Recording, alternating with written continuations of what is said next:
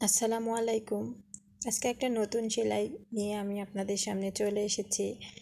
আজকের সেলাইটি আমি কাঁথা স্টিচ দিয়ে করেছি। আর কাঁথা স্টিচ তো আমরা নর্মালি সবাই জানি এবং পারি। তো যারা নতুন আছেন তাদের জন্য কাজটি সহজ হবে বিধায় আমি প্রথমেই এই কাজটি দিয়েই শুরু করছি। তো এর আগে আমি ভয়েস ওভার দিইনি, তো আজকে মূলত আপনাদের বোঝার সুবিধার্থে ভয়েস ওভার দিয়ে আমি এই কাজটি করছি। এই কাজটি করার জন্য প্রথমেই কাঁথা স্টিচটা দিয়ে নিতে হবে, আর এটা তো অনেক সহজ একটি সেলাই। কাঁথা স্টিচটা দেওয়ার পরে আমি সুতাগুলোকে ঘুরিয়ে ঘুরিয়ে কাঁথা স্টিচের ভেতর দিয়ে নিচ্ছি। তো দেখুন আমি কিভাবে নিচ্ছি, আপনারা মনোযোগ সহকারে দেখলে বুঝতে পারবেন কাজটি আমি কিভাবে করছি। আর এটাকে কাঁথা স্টিচের ভেতর দিয়ে ঘুরিয়ে ঘুরিয়ে নেওয়ার জন্য একটা জিগজ্যাগ প্যাটার্ন তৈরি হচ্ছে।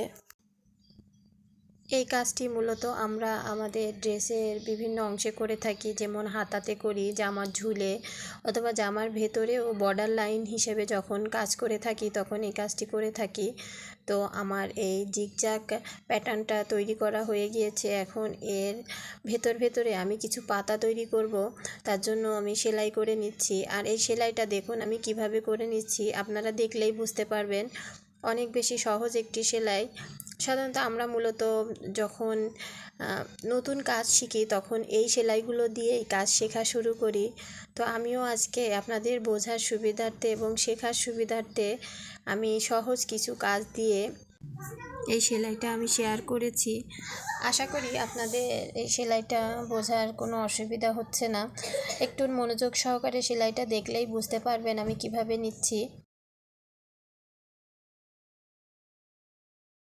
এই সেলাইটা করার জন্য খুব বেশি সময় লাগে না, অল্প সময়ের মধ্যে এই সেলাইটা করা যায় এবং ড্রেসটা অনেক বেশি সুন্দর হয়।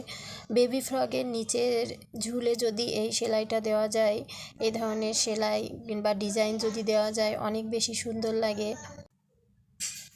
জামার ভেতরে এই টাইপের লুক আনার জন্য আমরা এই ধরনের সেলাই ব্যবহার করতে পারি, তাহলে জামার লুকটা অনেক বেশি সুন্দর আসবে। তো আপনারাও চেষ্টা করে দেখতে পারেন এই ধরনের সেলাই দিয়ে। আশা করি সেলাইগুলো আপনাদের ভালো লাগবে আপনাদের ড্রেসের সঙ্গে। আর ড্রেসে সেলাই করার সময় সুতা সিলেকশন করাটা অনেক বেশি জরুরি। কোন কালারের সঙ্গে কোন ধরনের কালারের সুতা দিলে ভালো লাগবে সেগুলো একটু ধারণা থাকলে অনেক বেশি ড্রেসটা সুন্দর হয়ে যায়।